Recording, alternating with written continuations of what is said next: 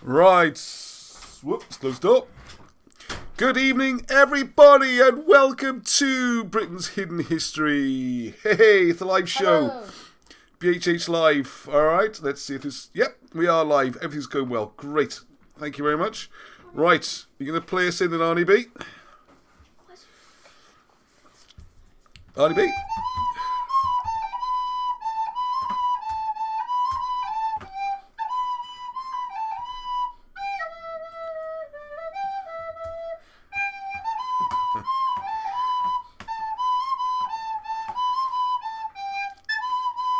Give you a chance to log in there. See if anyone recognise the song.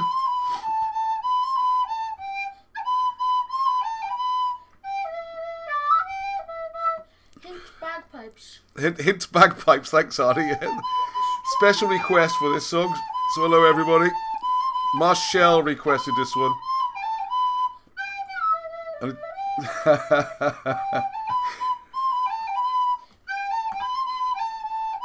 it didn't really work so well on the violin.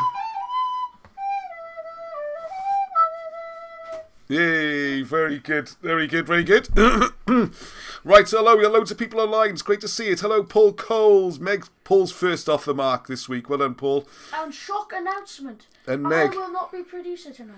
Oh, yeah, Leon's going to be producing tonight. Well, he's disappeared He's for a a second. one-night substitute. He's getting his chance. Arnie's very kind, let him have his chance. You don't want to pause it, Leon, because you fall behind. I know. You want to drag it up to live. He's getting himself plugged in. So hello, Alan Griffiths. Hello, Tally Yesin. Who's whoop? So I shall see you. Alright, I'll see you later. Alright, yes, Arnie, come back on, yeah. There. Hello. That's Warren there. In my rig, Alan Reese, thank you again. We got the other sword raffle coming up. Hey, Legolas, Robert Pierce, not in work on a Sunday evening. Excellent. He's normally keeping the wheels of industry turning. Right, now we've got such a load of stuff to get through. I'm just going to say a quick hello. And thank you to all those people who come every week. It's fantastic. This is like our social evening. And there's lots of fun stuff to catch up on this week, which is great news. And I just want to say welcome to anybody who's new. First time, Sunday evenings, quite light-hearted. What I try and do is give a little update on all the things that have been going on during the week in the Britain's Hidden History project, which is growing. It's all about history which just isn't taught in schools.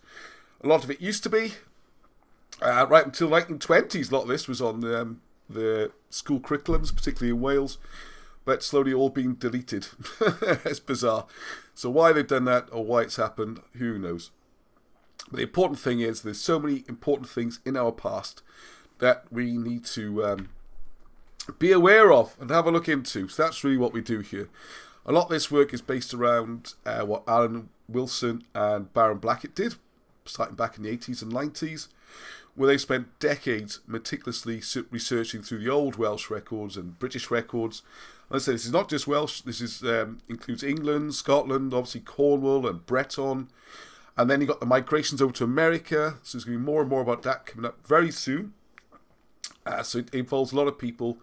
And anybody interested in the past or history at all, really. If you don't have a past, you know, who are you? And this goes back to the ancient migrations, back to Egypt. You know, we do with Romans and all sorts. So just being, whether you are or aren't Welsh, British, whatever, is no bar or reason to not be in here.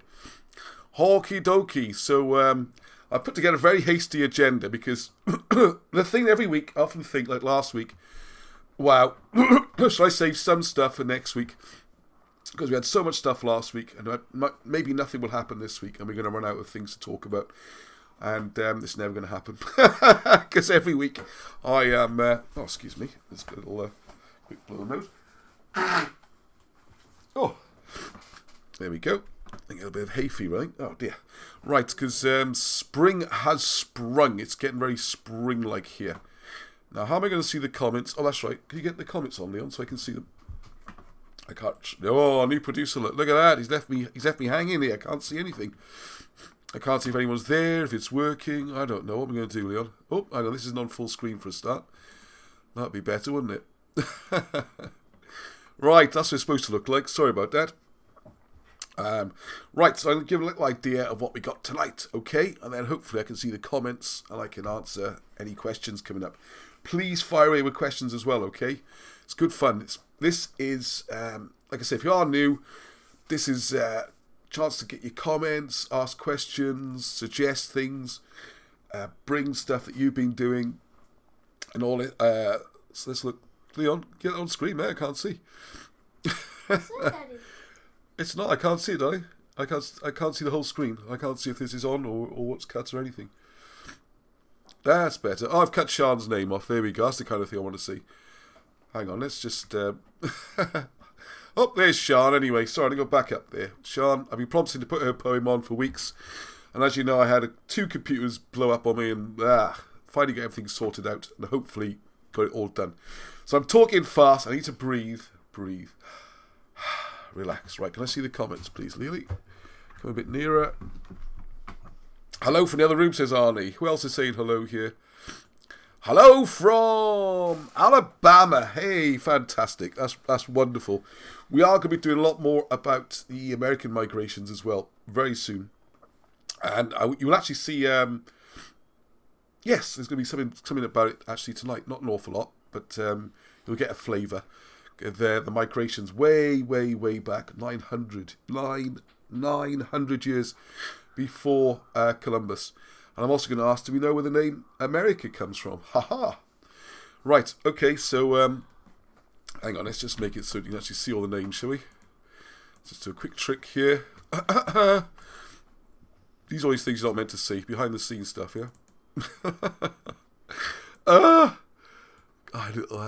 Right, hopefully you can now see everything. Yes. Right, okay. So Sean, we're promising your poem for ages. Thank you very much. And it's a cracking poem. Make you think a bit. We'll come on to that. Merch. Hey, I know if you're new to this, don't normally push the merch, but we have finally got some lovely things I think people really like. And it really helped Britain's Hidden History. And as you know, share of everything we bring in goes to Wilson and Blackett, who hopefully I'm going to go up and see again in the next couple of weeks and record some new stuff, which is great.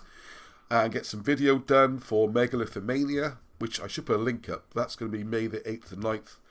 I'll be down to speak. Well, I am down to speak. And hopefully I can record something from Alan Wilson as well. Because it's going to be an online Megalithomania due to all the restrictions we're living under. So please look out for that. I'll put some links up in the notes there. So let's talk about that. Marshall, Life in Earth. Not on Earth. Life in Earth. Well, just a quick clip from that one. I'm going to put the full interview up later in the week, but I want to get some feedback from the comments, which I'm struggling to see. Thank you. Hi from Bliner. That's Patrick. I see you, Patrick, last Friday, wasn't I? But we'll meet up again next week, hopefully. If it turns out Walrus was always here in Wales for centuries, it will blow the two King Arthurs' biggest secret away. Ooh, Gavin, you got me curious now. How do walruses come into this? Have I missed something? Can we go up? Leon, please, darling, can we put that full screen so I can actually see? There we go, that's better, thank you. Right, okay. Then we're going to Cluddoch. I haven't got the full video. I've been editing all day and I haven't got a chance to put it up. I am going to put this video up during the week. Well, we're up to see... up to Cluddoch with Bob Evans, see his research. A few of us went up there. David went up as well. And we were looking at this. Just to drop this in, you're going to think we're bonkers, right? But the early Christianity, and even before that, going back into Druidism and maybe thousands of years, who knows? There's definitely this, the snake seems to be a very important part of the Bible. You see it in Genesis, you see it all the way through, you see Moses turning his stick into snake. Patrick's supposed to cast the snakes out of Ireland. There's all sorts of things. And it would seem, please don't think we're bonkers here now, that there's some kind of South Wales would have been at the heart of snake cult, what do you want to call it? Snake, snake symbolism. whether it's the actual snake or the snake, there's people talk about representing the Kundalini and representing various things. And you'll even see snakes in some of the modern evangelical churches, where you'll see preachers holding snakes up and getting bitten by them and things. What is remarkable is you can see the snakes marked out in the Welsh hills and stuff, which is quite really weird. Fire and the Soul is here. Bethan, the music. I'm going to get you on one week, Bethan, playing your guitar, alright? And singing.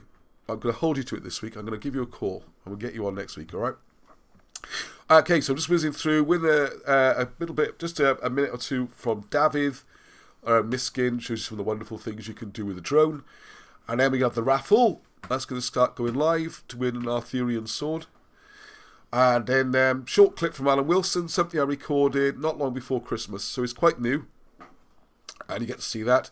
Then I show off what David Pincher's done. Oh, there's so much stuff. Andrew Johnson's going to be back on again this week. Do you see what Robert Langdon did? We've got the Christianity. And I haven't even mentioned on there Yvonne. I do apologise, Yvonne Whiteman as well. So let's jump straight in, shall we? Says he's been waffling for about 10 minutes. Right, so there's Sean. That's at 2 in the Glow. And I'd like you to listen to this poem. Which, where's it gone on the screen? Here it is. And I want to listen to this poem, bearing in mind the last time when I met Sean the first time, quite a while ago now, it was at 2 in the Glow. And Sean did a poem. She was inspired to write a poem. Because he spends a lot of time at 2 in the Glow thinking about it and meditating and being a very spiritual person, okay?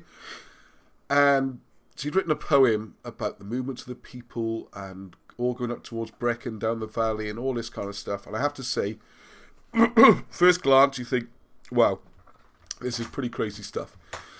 And then the amazing thing was, over the next, probably over a year of research, all the stuff that Bob's doing, which turns out to be further up the valley, the processions that they've been worked out, the astrology, how the hills and the mounds match with the stars, and how Bob's found this area up above Clydach, then towards Sugarloaf Mountain and the Skirrid, where you can see there, it looks like the whole thing would have been a processional thing, most likely on the winter solstice or the spring equinox. So we've been working out, well, I say Royal we, Bob's doing all the work, working out the alignments.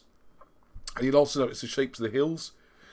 I know it's going to sound crazy till you see it all. And we're putting together a really proper film on this. We can see the maps all drawn out. What's up? Is this where you are?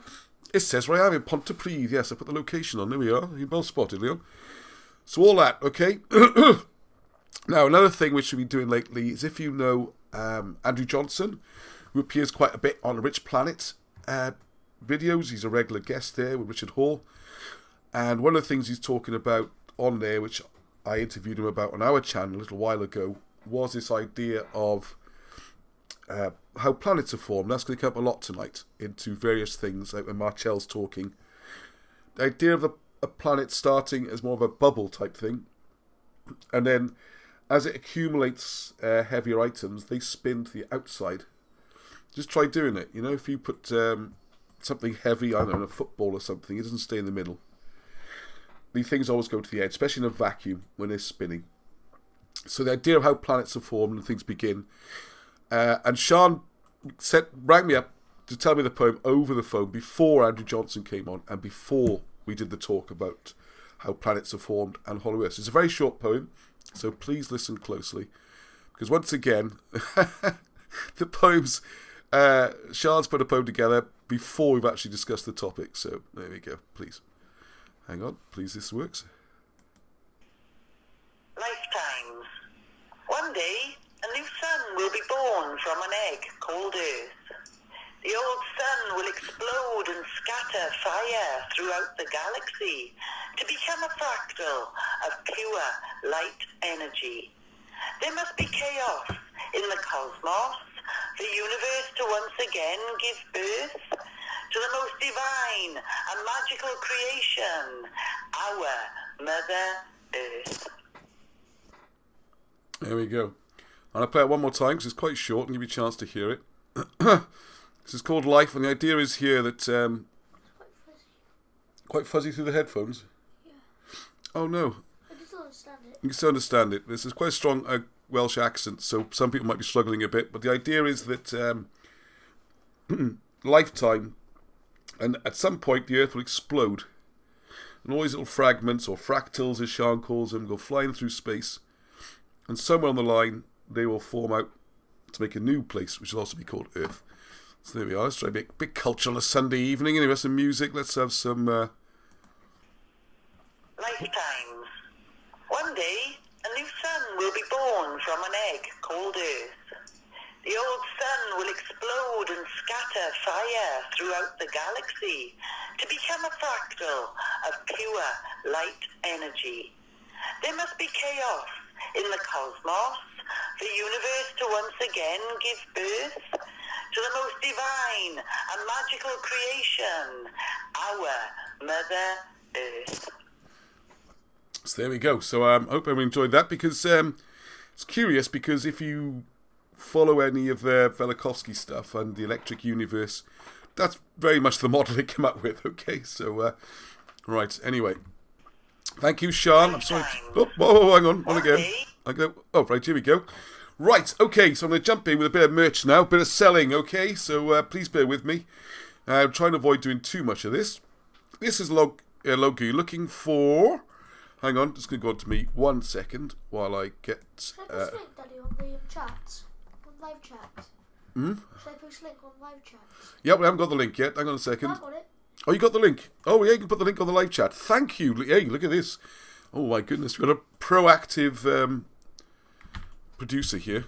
All right, so hopefully you can see me now. So what I'm going to do is, if you type in Cymroglyphics, you don't want to go admin because you'll be able to get in. Cymroglyphics.com. Okay. Come on, internet. Is this why we're so slow tonight? So if you haven't been there before, this is where you get the books. There's all Wilson and Blackett's books. There's Moses and the Hieroglyphs. Oh yeah, just to let you know, a new delivery has arrived. So we got new stock in Moses in the Hieroglyphs. Cymroglyphics sold out so fast that the second load of those has now arrived as well. So we had a busy week this week with stuff arriving. And Trojan War is going to be another few weeks. And Britain's Hidden Christianity, which is not far away now, as I'll come on to. Right, now if you look, we've got a new feature, which is this merchandise shop. Which I think people like this, for gifts for yourself or for other people. So have a look at this. So what you have to do is click. This is what it'll look like. You can go straight there, because Leo's going to put the link up, you said, isn't it? Wow. Oh, clever boy. Let's see if that works. So here we go. I think you have to copy and paste the link. Okay. Yeah, copy and paste the link. That's what you'll have to do, yeah. Well, you have a go with that. And I'll keep going with this. So that's what you'll get there. There's my drawing of Alan Wilson in the Kitchener outfit. So here's some of the products. So hope you like these. So there's the t-shirt there. So say you like the Alan Wants You. You click on that. Let's have a zoom in so you can see it. There we are. How cool does that look? So that's one of the t-shirts. And you can pick. There's a couple of colour options available. There we go. An orange face. I think I like the white one, I think.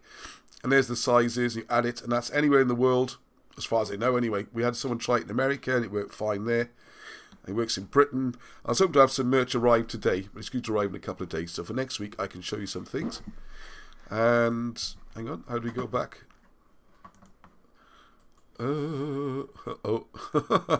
Good demonstration. Oh yeah, there we go. So here's one which I quite like there, and you can see it's a t-shirt, and you can see it's a pillow as well. You can see it's a pillow. I won't spend too long on this, but there we are. It's rather nice cushion or pillow, and you can see this is the three-headed. What do you call it? The three-face or the tri-head in Llandaff Cathedral. So there's only 1, 2, 3, 4 eyes and 3 faces, and this is supposed to go back to the old Gnostic, the old ancient British type of Christianity. We're looking at Gnosticism. I put the G in. I don't think you meant to. Gnosticism, most people say. But I'm not very good at spelling, so Gnosticism helps me remember to stick that G in, okay? You can also get that in a mug. I'm not sure if the mug's gone up. And on the back of the mug, then, what it does, it explains it there, you see, on the back. So there's 2 sides to the mug. So it says there, Llandaff Cathedral, when it was founded, who founded it, the type of Christianity, and how Llandaff Cathedral might be the oldest church site in the world. And then you got this one. There's a clever one. Arnie came up with this one. Only a blank. This way you need to know some hieroglyphics. What does that symbol mean? Only a blank can read this. So that's a t-shirt there. And then we've got these rather nice pictures. Thank you, Tim Lewis, who's, as you've seen him for a lot of the videos and everything, he's a long member of the Britain's Hidden History group. It's an amazing picture of a cormorant taken on the River Taff, or at the River Taff. And if you look at it closely, it's the reason he's there is because when you look at Madoc, this is where I mentioned the Welsh migrating to America back in the 570s or 562. Was it Madoc went, and then the 570s, supposedly 700 ships of people went over, 70,000 people. And then we got all the details up in the Appalachian Mountains, and you follow the Ohio River, and there's loads of stuff then about the Welsh being in America. So his nickname was the Cormorant, the Sea Crow, so is Madoc Morvan, and there's a Morvan, there's a sea crow. So you can get this as a t-shirt, it's a poster, and there's a mug, I think. The mug is not, the artwork is not streaky like it appears on there. This is their attempt to give it a shiny look. And I really don't like it because it looks like you get a poor printout. But on the back then, there's the front. On the back it explains, stop flicking you.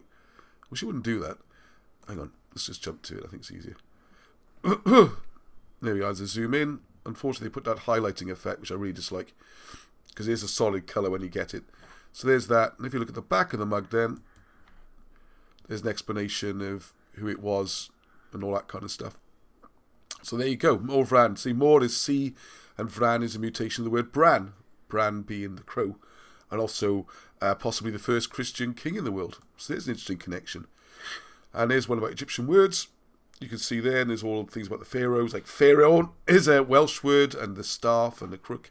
So that's a bit of fun. So I hope people like these. What else we got? I think that's about it. Oh no, a couple more. Oh yeah, I almost forgot. Thank you very much to Michael Tomberlin, who's been an absolute hero lately. He sent me this design. Just slightly jazzed up a bit. You can get the white t-shirt or the black t-shirt. And I'll just show you this because it looks great. There we go. So that says Heddwch. And this is the idea of using the hieroglyphics again.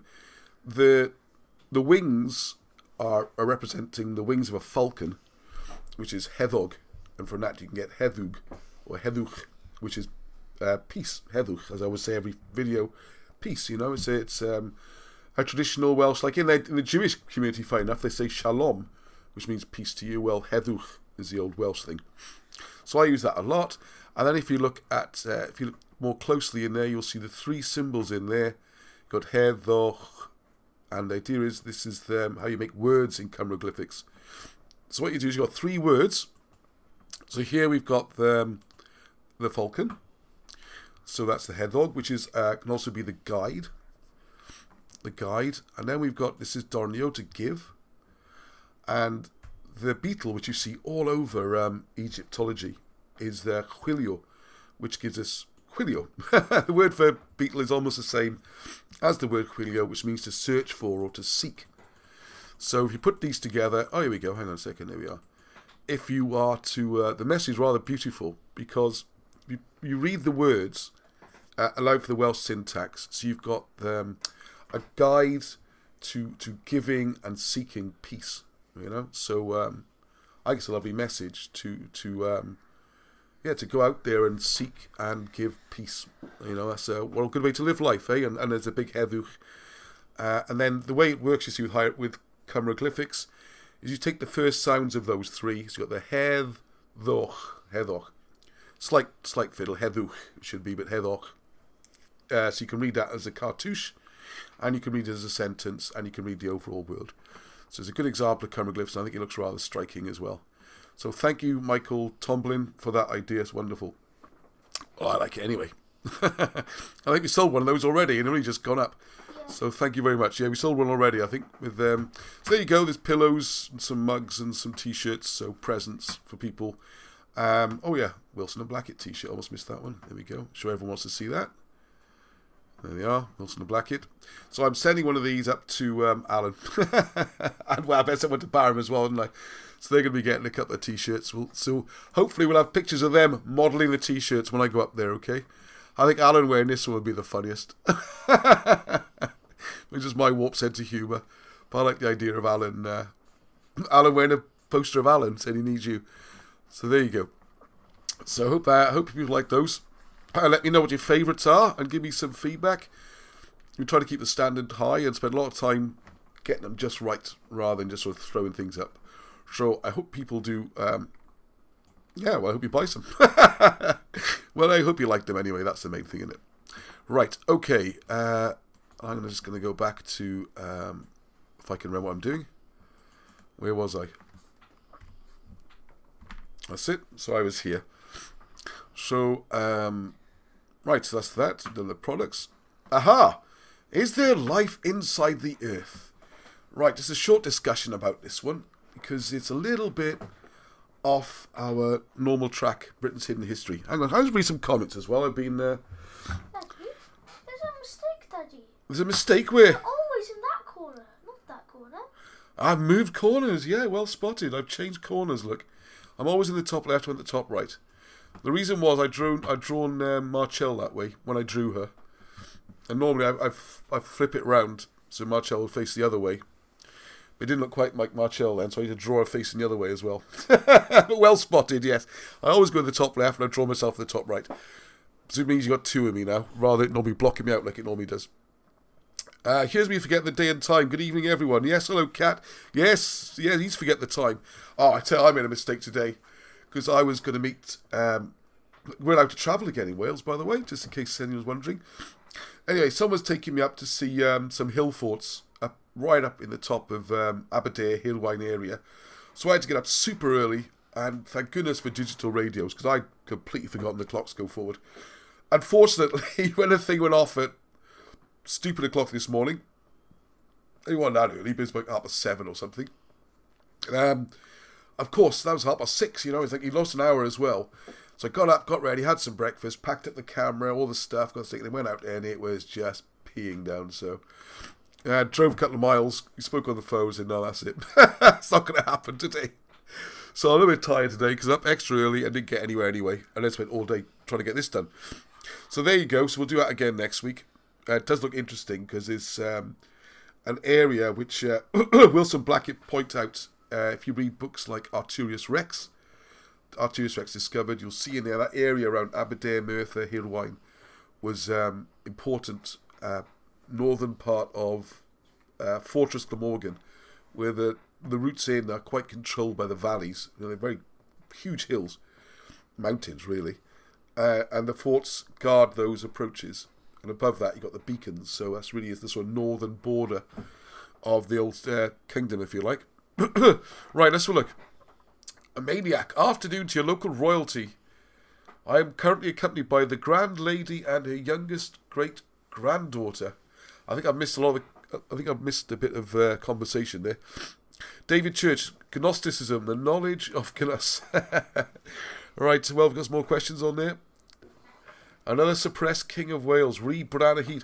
I tell you what, actually, since we're on the subject, so I mentioned about suppressed kings. One of the things, because I'm putting together the last touches now, hopefully, to Britain's Hidden Christianity, the next book coming out for Wilson and Blackett. And there's references in there, or references I need to find, that I've read them before. They're there. They do exist. You used to be able to find them online. And now I can't. How weird is that? And if people want to have a go for me, that would be great. One is, the quote was supposed to be by Tacitus, or Tacitus, however you say that, supposedly Roman historian, and he wrote that, oh gosh, forgot the year off the top of my head, 84 AD, I think it is, 84 AD, Bonasus usurped the empire. And the way Wilson and Blackett interpret that then is Bonasus, or Baram as he's more commonly known in British history. It's his British name, Bonasus, I think is a Latinization. The Romans hardly been there. They've only been there 20, 30 years, and they kicked him out at that point. The full story is explained in their writing. Oh, hang on a second. Marchelle says, you'll try your face the other way around. Thank you, Marchelle, yes. But I think it's just a matter of me drawing it the other way around. Like, I might flip you, see what it looks like. But thank you for being so kind there. Sorry, what's that? And she changed her face. And he changed the... Yes, you see that Martel's got the face logo on the thing now, so that's great. I did say I'd send you a new graphic so you can get you in there, wasn't it? Right, anyway, so curiously, when we were looking at that on the... Hang on, just talk to you a second. On the Facebook group, which I know not everybody's in the Facebook group, and I understand for whatever reasons, but it is really useful sometimes, such as times like this. So I put an appeal out to the group to say, hey, I can't find this quote. I've read it before. Where's it gone? Can someone find it for me?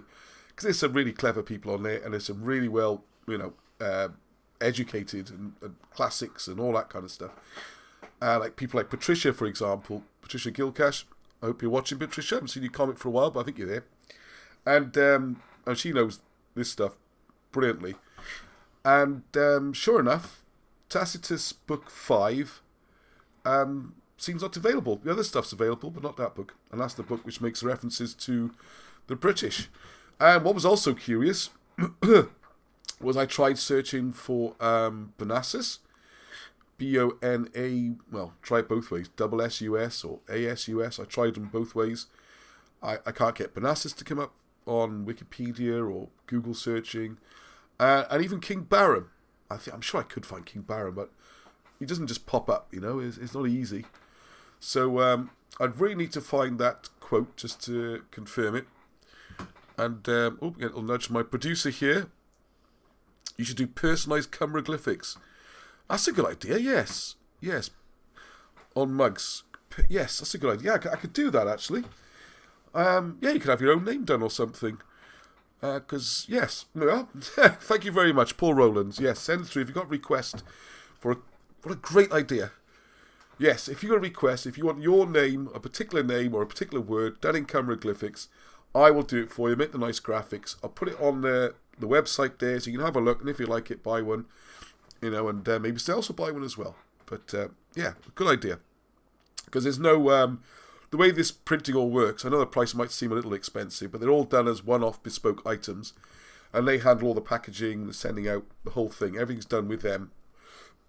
So it's obviously makes it easier for us. And we only get a few pounds out of that price. Most of it goes to them because each one is done individually. See, the other option, like with T-shirts, for example, did look at, was getting some designs done and printing, 100 or something, much cheaper. But then you got all the problems, what sizes do you get, what colours do you get, people returning T-shirts, and, it becomes a full-time job, really, which we can't really do. But as it is all one-offs, as Paul Rowlands has pointed out there, that means people could ask for a customised T-shirt, and they could do a one-off. But, good idea. Excellent. Oh, there we are. Oh, yes, Dave Hooper. Oh, there we are. This is what I like about the Sunday evening. As Dave is saying there, then you could, if you've got a friend, you can ask me to make a T-shirt with their name on it. Friend or family member you want to give a present. That'd be a nice surprise to someone. A T-shirt with their name on it in cumroglyphics. Excellent. Oh, there we are. Right, anyway, so I was getting back to the serious stuff with can't find Bonasus, can't find Baron. And then, if you look for things like those early British kings, like Bran, who was supposed to be the first Christian king in the world, so he's fairly important. And as I think it was Alan pointed out a couple of weeks ago, was it Tudor? You try finding Kerry Longsword on anything really. If you search for these things on Google, the only thing that usually turns up is the Tripod website that was set up by Alan Hassel all those years ago. So it's basically he wasn't part of our group, but within this same little field of learning. So that's weird. Why that would disappear, I don't know. I mean, if people can find it, that would be fantastic. There are lots of thumbs up for there. Life inside the author is wondering if there's life outside. All right, hang on a second. I'll just let this run quickly. I'm going to go blow my nose. I will be back. So, on YouTube videos, let's do this. Let's do it. I think they say, "What's up, YouTube?" Oh, do they? Yeah, what's up, YouTubers? No. No, I don't. Drawing the line there, yes? No, I do rather draw the line. I yes. think we should draw lines in many places. Yeah, I agree. The thing about this particular topic, Agatha, is that it requires a bit of input from you, I'm afraid. Oh my goodness, right. So this is going to be more of a conversation because In order for what I want. Hang on a second, I just realised you can't see it, can you? My producer disappeared, and I couldn't tell he couldn't see it. So hang on a second, I'm going to go back. How do I get back to the beginning? Yeah, thanks, mate. You left it just the wrong time then. Oh, sorry. It's turn. Ah! Alright, let's do it again. Right, sorry about that. Everyone's just watching me blow my nose. On YouTube videos, let's do this. Let's do it. I think they say, "What's up, YouTube?" Oh, do they? Yeah, what's Okay. up, YouTubers? No. No, I don't. Drawing think the so. line there, yes? No, I do rather draw the line. I yes. think we should draw lines in many places. Yeah, and that's I one agree. of them. I agree. The thing about this particular topic, Agatha, is that it requires a bit of input from you, I'm afraid. Oh my goodness, right. So this is going to be more of a conversation because in order for what I want to say to make any sense, I really need you to explain about your Put me on the spot now, okay? your accretion theory and not the gyroscope, the centrifugal force. Okay, Because right. if that goes in first, then what I want to say will make more sense. But if we start with what I want to say, people are going to have us both clapped up. Clapped up, locked up. On YouTube. Hang on, how does this... Oh, what's this blinking thing do here? Right, okay, so that's my cue to just jump in for a second. And it's only a short video. The whole thing's only 6 or 7 minutes. The full interview will be up the next couple of days, all right? Just need to edit it and post it. Busy show tonight, so we can't show all of it. We'll give an idea. And I mentioned it already quickly. The idea is, if you look... I'll put the links up again. Andrew Johnson explains this the best. It's not really my theory, I'm just passing it on. Well, in fact, not my theory at all. I just like it. Andrew Johnson was on Rich Planet. He talks about planets being formed more like... I disagree with their model slightly. He says blocks of ice. I would say water or bubbles. And you create this area which then sucks things in. And as the things land, because it's spinning, they all fall on the edge, and that's how you form the crust of the Earth.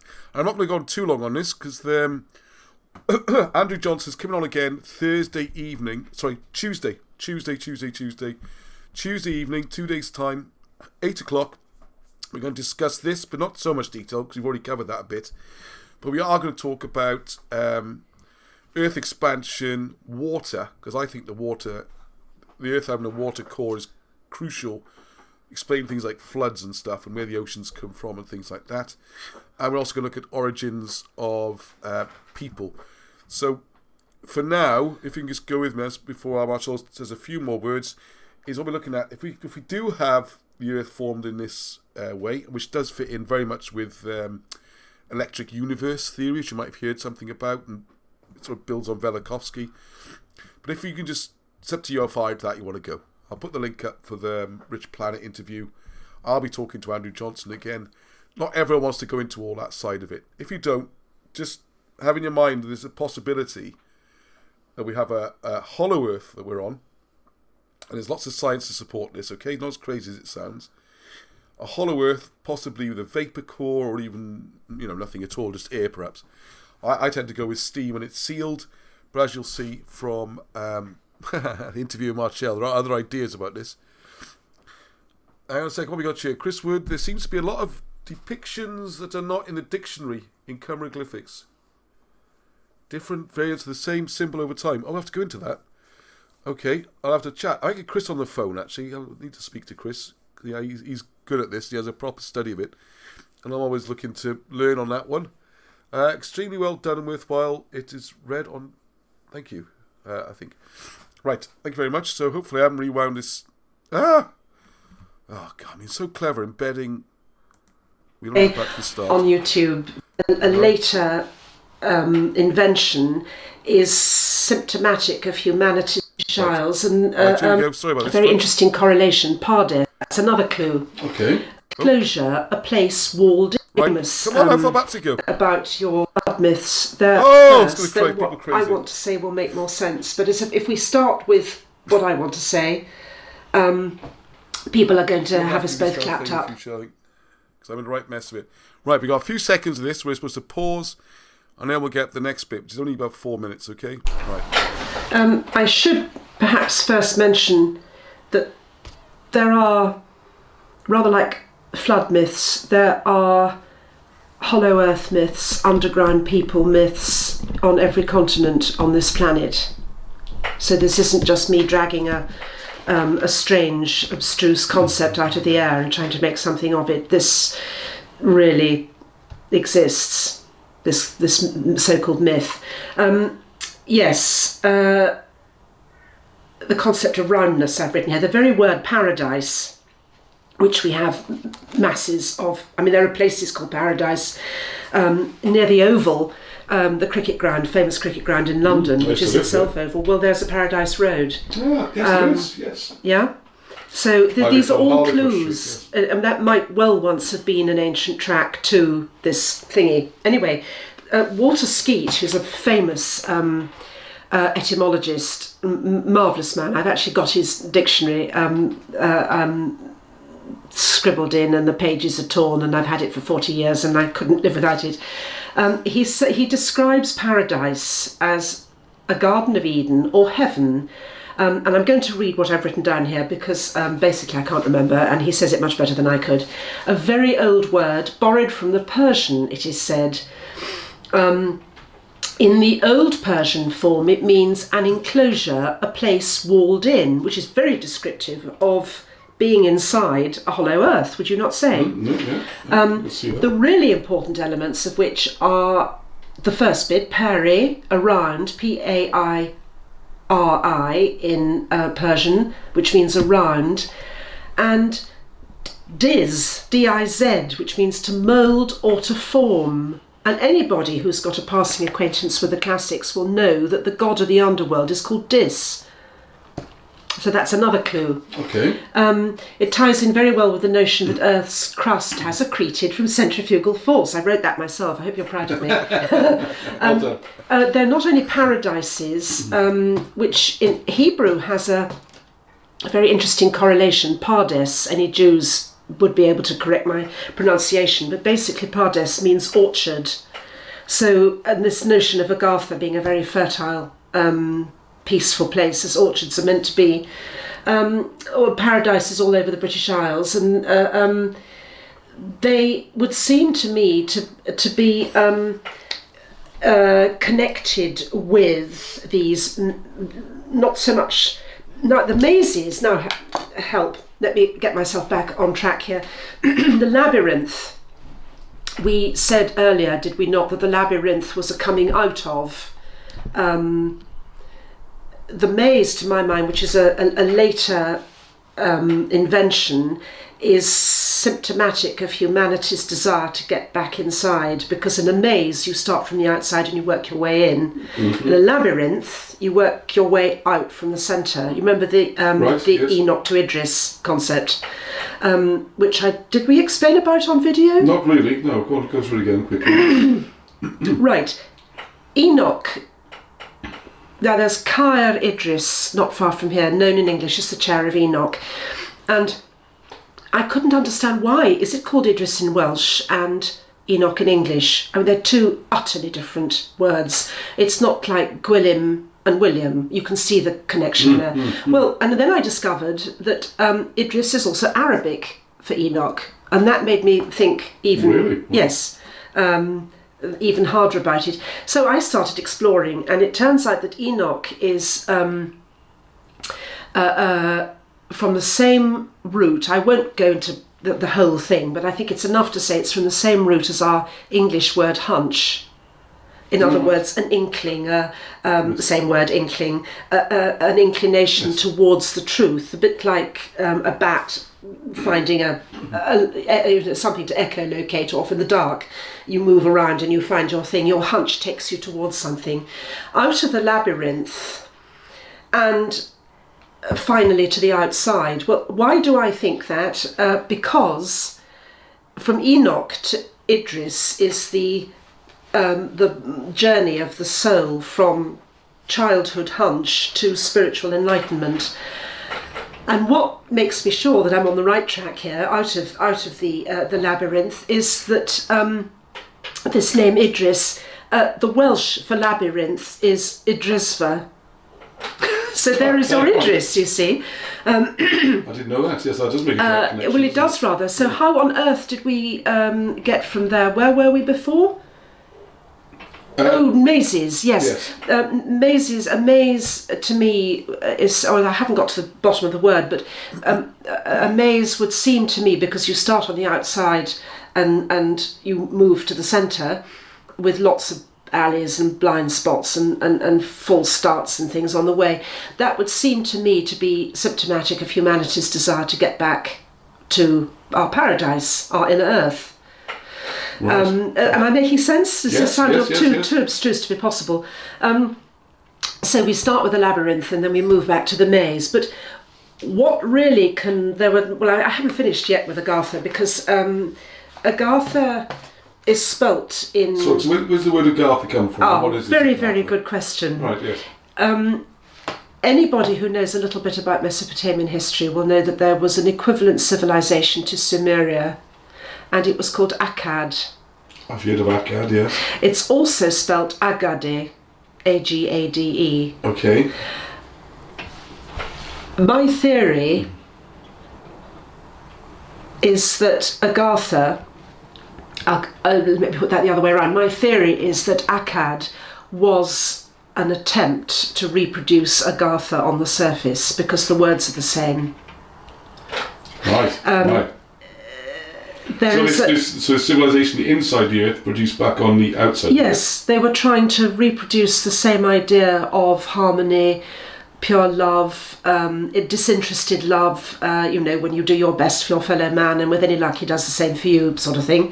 And what concentrated my mind on that particular idea was this notion of, there's a classical Greek notion of agape, which is Agape, and it simply means the sort of disinterested love that I've just been talking about. So there's that. Then I thought, well, what about this word academy? Let's look at academy. Well, if you look up academy, it's supposed to come from a Greek person called Akademos, who is supposed to have played an enormous part in the Trojan Wars. But guess what? Akademos doesn't appear anywhere in either the Iliad or Darius the Phrygian or Dictys Cretensis. So he looks to me like a back formation. Well, there you go, folks. I bet you didn't expect that this evening, hey? How do you come on to that one? So it's there. So this is a little bit different. I have to say it's way out of the normal areas of history. I came into this project originally looking at King Arthur and things like that, and we're going all the way back to, is there an inner earth? I mean, like I said, Andrew Johnson on Tuesday looking at how human beings were created, all this kind of stuff. So how far back do you want to go with your history? It is fascinating. And something struck me as well, just when I was editing this clip together, because the full interview's probably about half an hour. It was, by the time it's been edited, it'll be down to about half an hour, I would think. So thank you, Marcel, for that. Really interesting. And these connections do seem to go back through different civilizations or histories throughout the world. Another thing that struck me is if you have got this sphere and the outside, the old saying, as above, so below, you've got another as above and so below. But anyway, there we go. So we'll be coming back to that, so please look out for that video going up and put some comments on there. I am going to answer some comments as well quickly, because there's been a bit of chat about chiroglyphics, most notably from Chris Wood, so thank you very much for that. So he's mentioned a couple of things. First of all, the T, which is like a sort of semicircle, like a half moon. Sometimes it's hollow, sometimes it's filled in. That seems to be a style issue. A lot of the time it's down to the material. So if you're, chiseling into a very hard granite or something, you might chisel just a line, or some other situation might be easier to paint it in if you got brushes. So it doesn't. I can't see any. They seem to be the same whichever way, so I wouldn't worry about that one too much. When it comes to the pieces of animals, that is important. That is a good spot. Like, for example, he's mentioned here, in some places you see the full lion, that usual classic pose, paws out, head from the side, body, and then sometimes you'll just see the lion's head. Well, again, this is where chiroglyphics comes in absolutely fantastically, because you've got the whole lion, which in Welsh is llew, So from llew, you get llwyd, which is abundance, all right, because the words lead into each other. But then what you also get, if you've got the head of the lion, in Welsh, the word head is pen, and llew, so pen llew, which I think if you look it up, you'll find is the Welsh word for chieftain. So the head of the lion, pen llew, chief. That's how it works. It's great. So when you see the head of a lion, you just say head of a lion. In Gymraeg, say it Welsh, pen llew, you just said it, chief. This is why it's such a powerful thing, the hieroglyphics. You don't have to be able to spell or know letters or anything. A child, if you were fluent of speaking the Welsh as they spoke it, because some of these words unfortunately have changed, particularly the last few hundred years. But as long as you get an old dictionary, you can work it out. What you'll find then, you just literally say what you see. I was thinking to get a t-shirt, just say what you see, hieroglyphics. Because that's all you have to do. If you see a word, and you know the word for it, you just say it. And what does it sound like? Oh yeah, that's what it sounds like. And that's how you read it. So you're right. If you do see heads, legs, arms, whatever, or someone's giving something, it's done, you just work out. It's very intuitive. Very, very intuitive. It takes a few minutes to get the hang of what you're doing. A few hours to really get a good rounding, and then it's just details and practice. All right. So thank you for those questions. I will do more on hieroglyphics, but it's really easy. Just get the book. I know Chris has got the book, so there we go. Right, now I haven't got the video ready, unfortunately, but I want to, please, I'm going to flag this, because I'm going to put this video up the next couple of days. It's very, very important. I really want people to help spread the word if they can, please. There's some weird stuff going on some of the Welsh hills.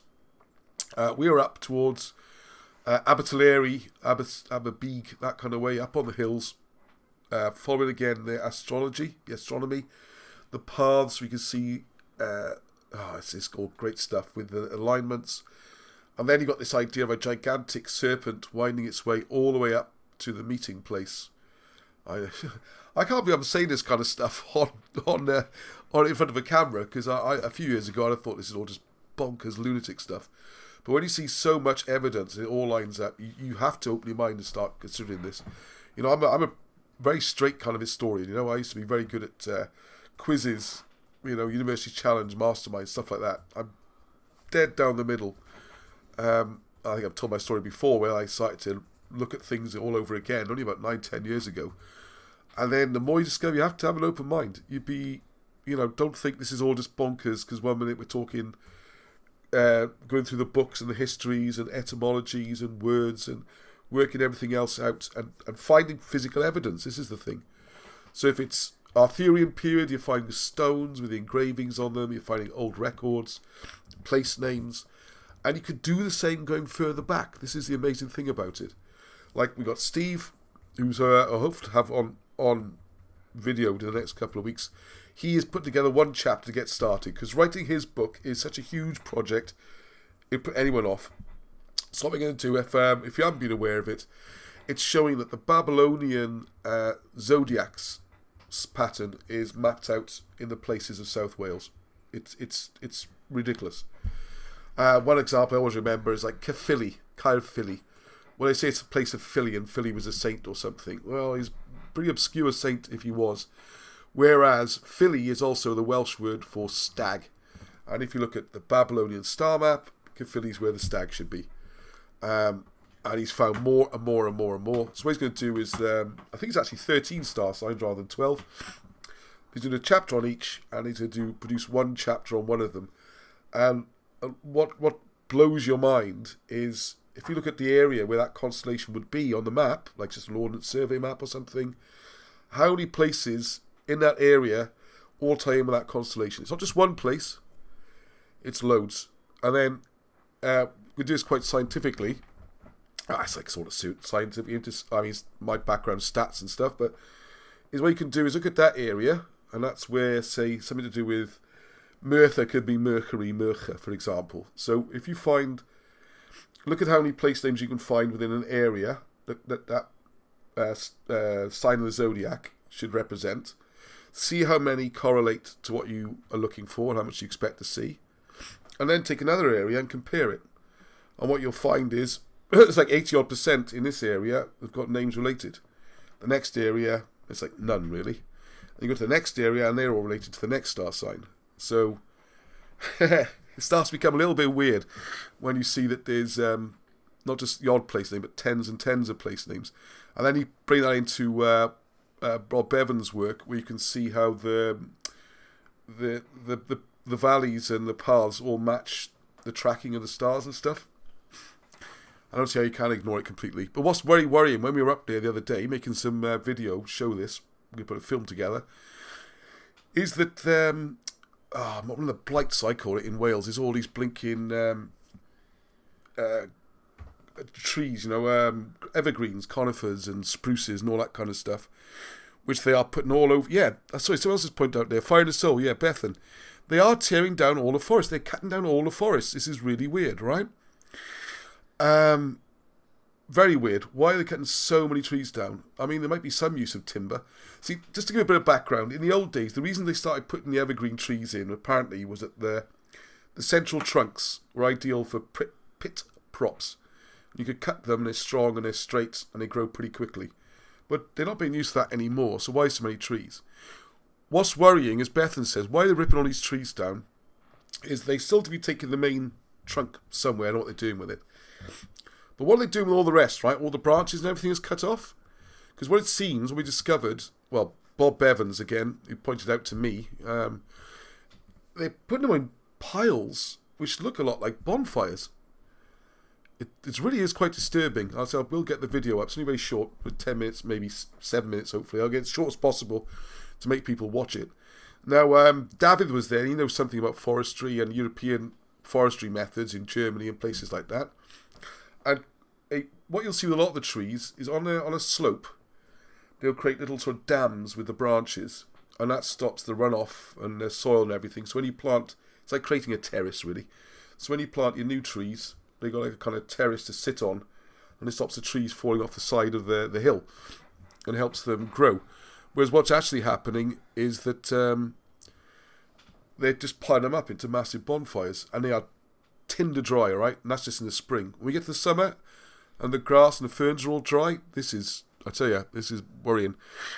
Right, hello, sorry, loads of comments. Marcel, it was a pleasure. It was an absolute pleasure having you, Marcel, on there, and people are going to love the rest of that conversation. It certainly got me interested. Oh, and Marcel says, should have mentioned links with the Cretan labyrinth. Yes, because of course the labyrinths and the Troy mazes, they're not just found in Britain, obviously. It's part of our migration trail back to Crete and Troy and places like that. That's why they're called Troy mazes. Why is it you have farmers in Wales and in England cutting their grass and stuff to form Troy mazes? Why would you do it? Where does it come from? Yes, thank you, Marcel. Right, Andrew Whelan. It's Natural Resources Wales nowadays. I think the Forestry Commission was encompassed by NRW. Not sure what NRW... Oh, Natural Resources Wales. I understand it being a natural resource, but I don't think they're making the best use of it. And I'm a little bit concerned because part of the last electioneering was that, and I do try to keep politics off this show, but they did mention that there was like a bidding war between the different parties, if you remember last election, who's going to plant the most trees to save the planet. And I think the bidding was up to 7 million for Wales. So I don't know where those 7 million trees are going to go.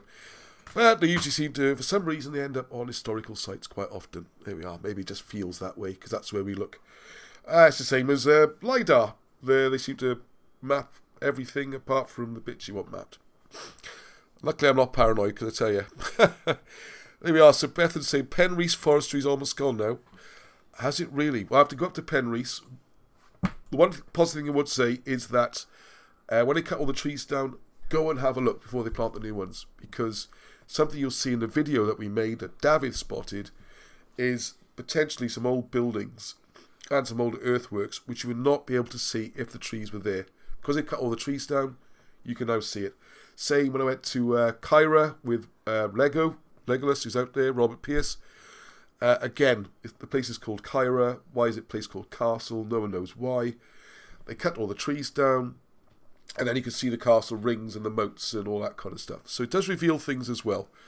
But it is a little bit worrying what's going on here at the moment. What does it say here? The 5G signal can't get past leaves on trees. 10 million trees had to go. That was 3 or 4 years ago. Wow.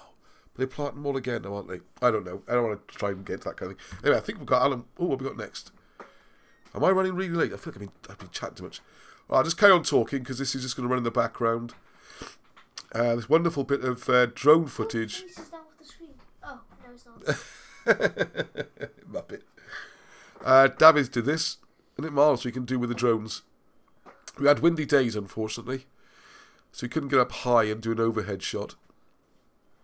But I'm trying to think what we can use these footage for. Make good music videos, perhaps. Or for those who don't know, by the way, this is Miskin, right by Miskin Manor. And there is a video down there, you can see it. And this is the place where this was the Royal Hunting Lodge type thing, or the manor. Still called a manor now, the hotel. This is where the royal family between, I don't know, 3rd and 7th century, something like that. This is where they would come to hang out. It's got commanding views across the Vale of Glamorgan. Could be an abbey. I mean, these buildings we're looking at now are probably more medieval. It'd be nice to find out, do some archaeology, and there were some plans for this, but Kanu says nothing to see here. So, it ain't going to happen, that's the end of it. I suppose at least it's not listed. We could go and do our own research, perhaps, if people are up for it. Yes, there we are. See, sorry, just while we're watching that. Cats, a few years ago, a whole hillside near to us was completely stripped of trees too. It's a steep hill, and we actually worried a bit about landslide as a result. Yeah, and one of the things which Bob points out is the trees, the roots of the trees are very good at collecting the water. And because they're not collecting the water, it all builds up. It's almost like the bottom of the hill is acting like a dam, which could also burst. So if you see some nasty fires coming up, I'd rather not think about it, really. And raffle to win King Arthur's sword, and I come back to that because it's getting late. I want to show Alan. Now, I do apologise in advance for this video, because just to explain the background, it's a messy thing. It's not properly set up. One of the first things I have to do when I go up to their house to see them is do a bit of a tidy up and sort the kitchen out and all that kind of thing. And I was cleaning up one of the bedrooms, so there's bags of stuff where I am doing some tidying up, all right?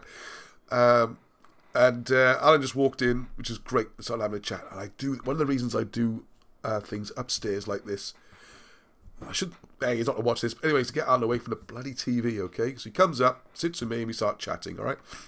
So it's just a short one, and I think you'll enjoy it. Britain's Hidden History, which is true. It's a very good title you've chosen. And I'm very grateful for every one of them for everything they're doing in this common cause. We sell books, of course, that's going to help, I hope. But we couldn't do research if we didn't make some money. And well, we haven't made it. We've never made a profit, put it that way, not yet. But, well, the sales are going well now, aren't they? So. You never know. We did it because we wanted to do it. And we never really realised when we set out how much there was. We were very limited. I had a knowledge of the Welsh kings and of Arthur first and second, but very little else. So I was too busy earning a living. I couldn't, and he just got caught under the vestige of bits of it, you know. So we didn't realise what we were getting into. Mm-hmm. We didn't realise the size of it, the scope of it. It's got bigger and bigger, isn't it? Oh yes, we've only scratched the surface so far. We've not really done a lot. I think it's quite a lot. We've done a lot there, but we've not done a lot in relation to the amount available. That's what I meant. We published what books we could.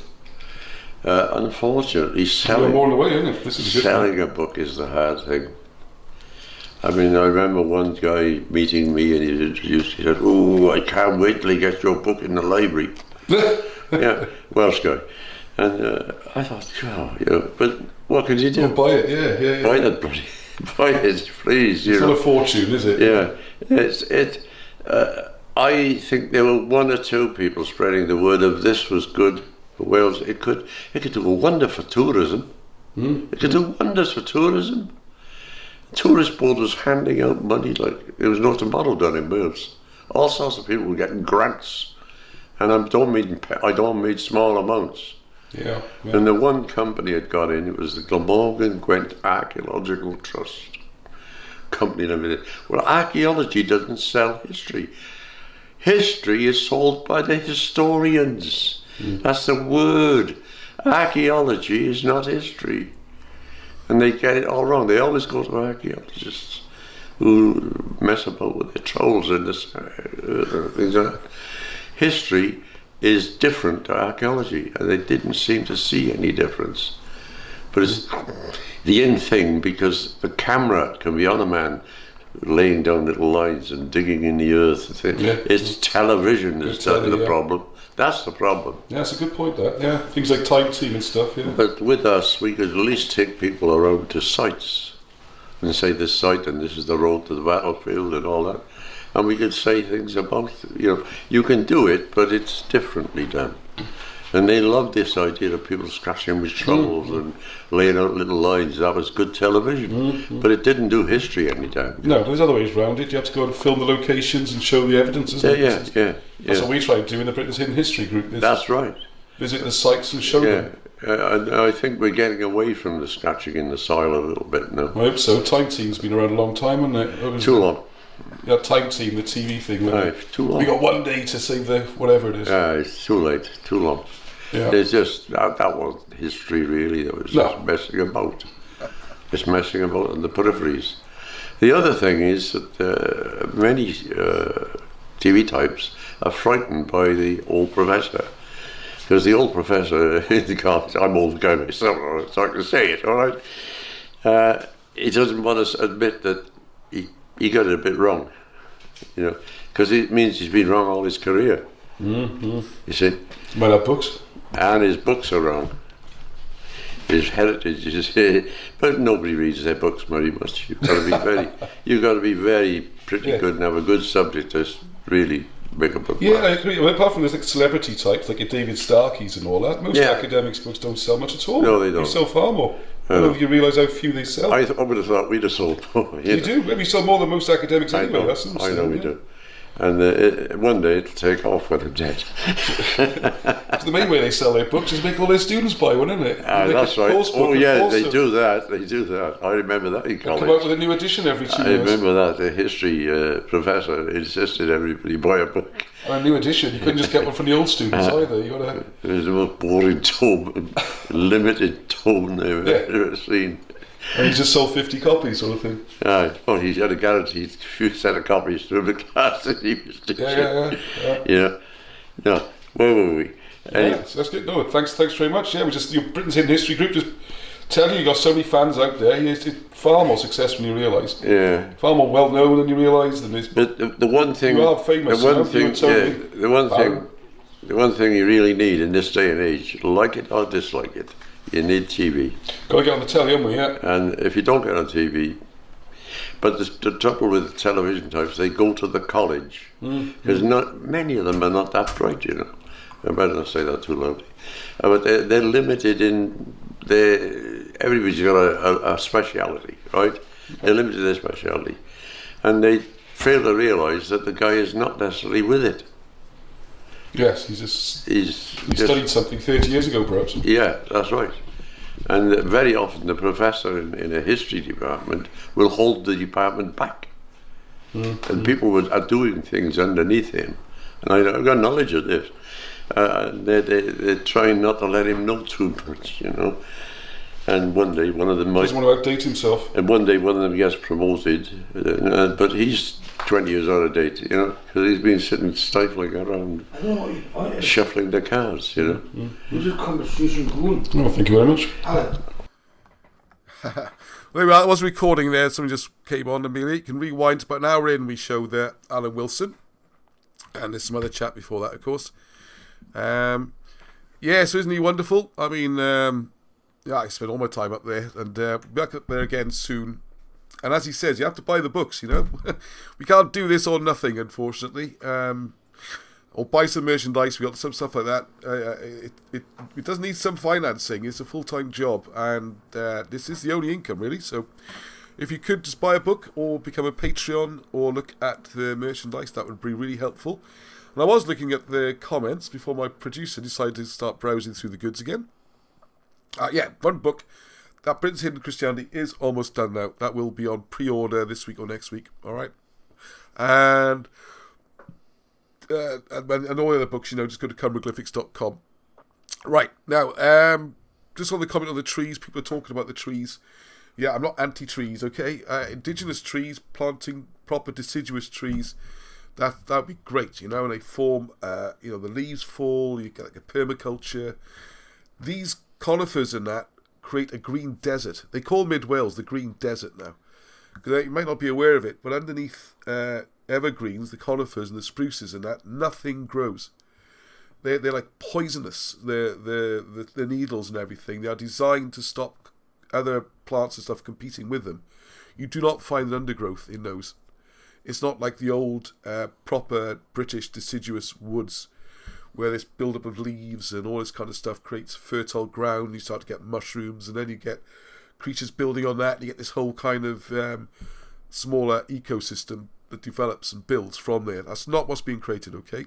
Be careful of that. These trees are not like that. They're just a green desert, okay? Very different. And because you can't see through them all year round, we can't see the sights either. But that's just one part of it. All right, so I hope you enjoyed that from Alan there. I realise things are running on a bit late tonight, so I will come back to the raffle. I just want to make sure, hang on, let's a quick look to see if the raffle has gone live yet. I've tried to get it live in time. I need to put the link up for you to get to the raffle. I did put the raffle up. How frustrating. It takes a while because they have to authorise it. And I guess when it's got sword in the title, that takes a bit longer.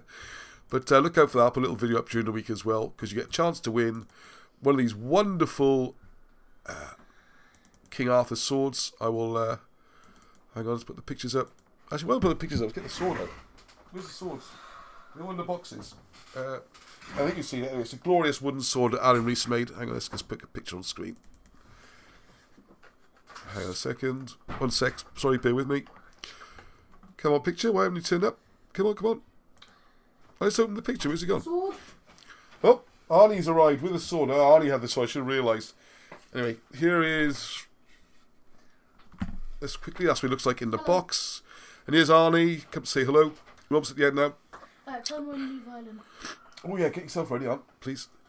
So we got the Pro Anima Artorias on one side. You can see me. I'll do a full picture of me holding the sword in a second. There's other pictures.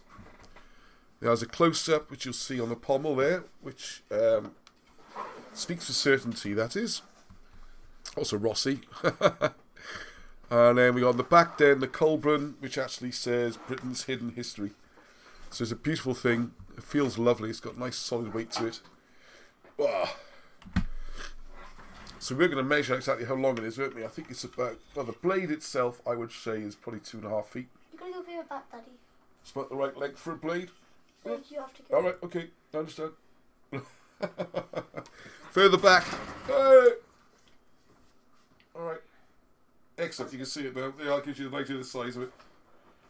It's fantastic. And it comes... Each comes in this box as well.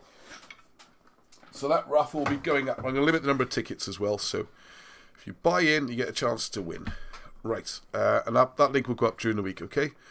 Oh, where am I? Quicker. We've got to get to the end. We're almost switched. That was Alan. Oh, David Pincher, right, the model's here. David Pincher sent me a present, which is absolutely wonderful. And I will, again, rather than rush it through now, I will do a full video on this, but I just want to give you a flavour, because I was going to talk about some of the issues raised by this. Look at this beautiful box here. He makes the boxes as well, Britain's Hidden History. And you got the details on there. It's all very cool. And you open it up, and he hand makes these models, which is just... The amount of talent we got in our group is fantastic. And David there... Should I hold the other ones, Daddy? Should I hold them? Oh, thank you, yes. So here we go, and I go full screen on here. Is... who can recognise where this is? Isn't it fantastic? I think anyone will recognise this, because it is spot on. It's absolutely spot on. I mean, I can see the details probably more than you can in here. You can see the stones, everything. I know where it is. You know where it is. Where are you guys, Leon? I think it's that church. It's the church. Very good. Very good. St. Peter's. St. Peter's up on Mount of the Gare. That's it. Up on Fortress Mountain. And one of the things that David noticed, which isn't always... to show the attention to detail this person takes... If you look at this part, the extension, am I right around? Yeah, the extension there, you'll see it's slightly off to the rest of the building. The newer parts are slightly off. Now, one theory is that the original footings for the original building would predate the comet, So they'd be earlier than 562. In which case, the theory is that around the time of the comet, either the comet itself or the major earthquake at the time or the volcano at the time caused a jolt in the earth to knock it 1 or 2 degrees off. So as you build a church pointing directly east, that's why the east for this bit is different to the east when that bit was built. And you might think that sounds a bit crazy. If you look into the building of St. Paul's Cathedral, you'll see they have the same dilemma there. Did they build it slightly off east, as the original St. Paul's Cathedral was? This is after the Great Fire in 1666. Or do they stick with the old foundations, or do they build it slightly wonky to that and go with what is proper east? So he's even spotted that. Fantastic details. Able assistant, please. And then he's done a visualization of what this could look like as a completed church. Because of course this is the later church. This is more sort of I'm not sure if that's Norman or British style, but it's got the extension on it. So that's, and they're all perfect scale and everything. Absolutely fantastic.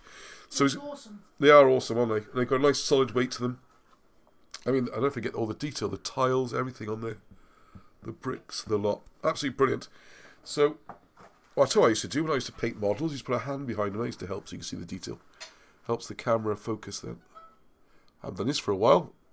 Back when I used to paint figures and things. Right, okay. Not the perfect picture, but anyway, I'll do a separate video on that. And also, David's going to be doing commissions where you can order your own, have your own, and we might do a raffle or something or competition. But anyway, let me know if you want one. I'll pass it on to David or put his details up on here. They are fantastic. All right, just a reminder, Andrew Johnson, Tuesday at 8 o'clock. So I'm very pleased to have Andrew come back on, talking about a lot of the things we covered tonight. I'm whizzing through now. If you look at Robert Langdon, please check out that video. I can see it's been very popular. It's 500-600 views already. And talking about this idea of ancient waterways, the dikes being canals. And I know it seems a bit bonkers, and Bob Morgan has read a lot of Robert's work. He's a big fan. But there's one thing he has a problem with. It's how's the water got down these hills? How can you do that? It doesn't make any sense, does it? And Robert sent me some graphics showing, well, you'd be surprised, water does not always flow downhill. What? I know. How weird's that? How weird's that? If you look at the River Thames, for example, the bottom, what do you call it? The bed of the river does this as well. So there's more to it. It's all to do with hydraulics. And I'm going to be speaking with Robert with Monday morning, I think, tomorrow morning. Wow. And then I'm going to record that and kind of get up the next couple of days. So look for that one. This is mind-blowing, because if it shows Britain and Europe as well, but we're more actually in Britain, is the dikes are actually linking up the rivers, and the whole of Britain would be like a canal system. Phew. Opens up all sorts of things, doesn't it? Keep on coming. Oh, keep on keeping on, BHH. So thank you, Andrew. Yeah, Andrew, that's what we're supposed to see this morning. Yes, you can buy the models. I'll put the details up as soon as I have them. I was speaking to David. The buildings are going to cost about £25 and £40 for the two with the box and everything, which I think will make a lovely gift and is well worth it. The Hidden Christianity, I haven't gone on to again tonight. I really want to talk. I think I'm going to have to do a separate video during the week where I talk about some of the issues being raised in the new book and the existing books. So I know if people really want to talk about this kind of things, and there's so much research has come out of this, it doesn't do it justice just for 5 minutes at the end here. You can actually see the PowerPoint. Oh, you can't see the PowerPoint. No, well, thanks, Arnie. Yep, pay attention, you. So there we are. Let's go back. So Andrew Johnson, Tuesday at 8. Yeah, there you are. Robert Langdon, that's going to be up in a week. Britain's Hidden Christianity book, almost done. I want to talk about that a lot. And yes, I always thank you very much to the Patreons. Just giving £3 a month makes a huge difference, and some do give more. So that's what keeps us going, really, that and the sales.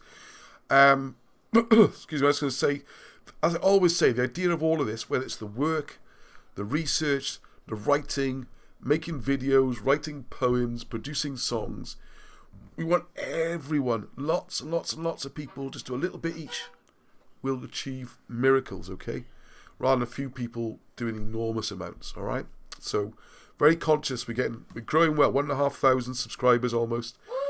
Yay! Every week we're getting more and more viewers, hundreds of views every week. Get involved, all right? It's stuff doesn't have to be brilliant or professional or wonderful. Just get out there, find things, take a photograph, take a video, send in the ideas. One thing I'd really, really ask, which requires very little effort at all, is please just put together a little message for Alan and Barham. They're on their own up there, okay? You just saw Alan, he's in great form, he's sharp as a button, but only because I'm up there talking to him all the time. When he's left on his own, he can get a bit lonely and a bit down and a bit depressed, all right? And Barham can be a bit like that as well. When people send me emails with a message or a letter or a picture you've drawn, or just say you like the stuff, or just say you love what they do, anything, right? Anything. A picture, a photograph, someone sending a photograph of the family. Brilliant. I print all these things out, a big bundle, I put them all together and send them up to them, okay? And I want to send a bundle every week or so. We got Barham's birthday coming up in next month. So not long to his birthday. I'll do something for that, be nice. We got to help them through this, okay? Alan's almost 90, but people in his family live well over 100, so we got that to do. But also, as he says, he wants to see these things happen before he dies, all right? So that sounds a bit morbid. It's not. It's the opposite. We got lots of things going on. Send your love, send your positive energy, send all your good wishes. Support the work, you know? So there we go. Yes, that's so thank you very much to the Patreons. No apostrophe S in the Patreons, Ross. And it's not on full Gee. Oh my goodness. What do they call that? They call that the grocer's apostrophe, don't they? Just do from coincide. Where's it? Thank you. The grocer's apostrophe that's called, isn't it? Oh my goodness, Marcel's going to slaughter me for that. And Paul, all the editors out there, oh my goodness. Because they do it potatoes, don't they? Potatoes, apostrophe S. Sorry about that. Oh yes, congratulations to Arnie. He hasn't dropped this on him. A little bit of surprise there for him. Oh. Because, Slide on me. well, you know what's happened today, Arnie. He's going to drop it into the show. Yeah, hang on, let's get him on picture. There was an Eisteddfod for Glamorgan, all done online virtually, of course, and the boys entered. And Leon did very well with his piano playing, and Xavi did very well with his violin playing, and they did very well, and we hope for big things as that comes along. And this year, hang on, are you on the camera? I can't see. I am on the camera. You're on the camera.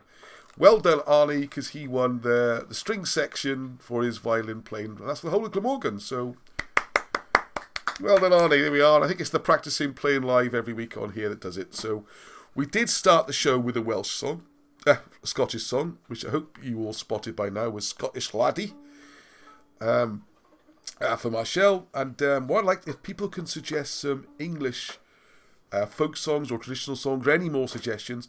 Last time, if you remember, people did suggest a few weeks ago Rolling Stones, Painted Black, which I sang and played guitar. I noticed no one's requested me again. So that's okay. But if you've got choices that you want Arnie or Leon or Xavi to play, please send them through to play us in and play us out of the show. And also, Bethan, Fire in the Soul, I'll get you videoed and you can come on to the show, alright? So there we are, girl. You got no excuse now, no escape. And I think, and you bought a book, so I know your address, so I can find you. I'll be there with the camera, okay? Yeah, well done, Arnie. Excellent boy. When is their CD out? Yeah, we'll have to do that, won't we? There we go. So, thank you very much, everybody. I think that's the end of this week's show. So, what time is it? Wow, not bad. So there we are. I appreciate all the comments, all the support. It's fantastic how many people watch every week. It's brilliant. And please keep sending stuff through. If you found somewhere, take a video, take a picture. Restrictions are coming off now. You can travel around a bit more. You can, do all the things we do. And let's all support each other, right? It's all about sharing the love and there's peace and the message of Heddwch.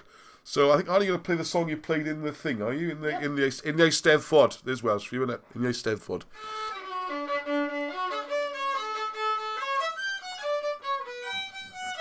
So no star pob.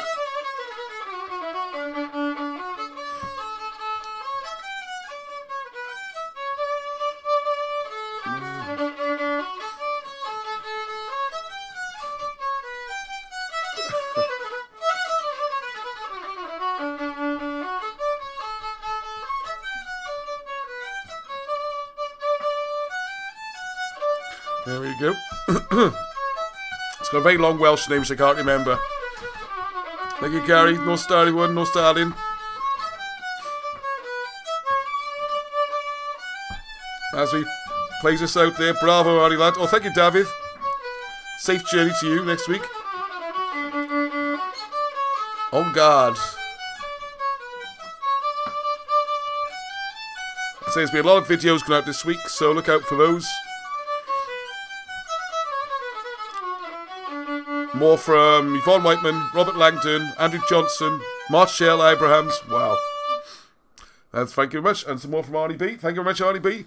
Thank you very much, everyone. This will have to try and do my magic thing. Get the hang of this now. So until next week, Nostar Heduch.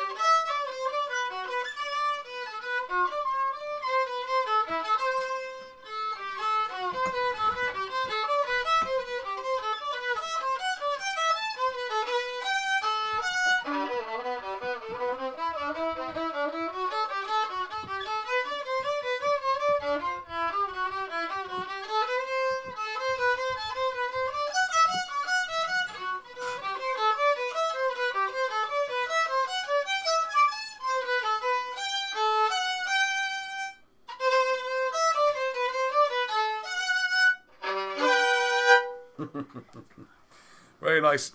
Nostar all, Heduch. Adios, muchachos. Adios, muchachos.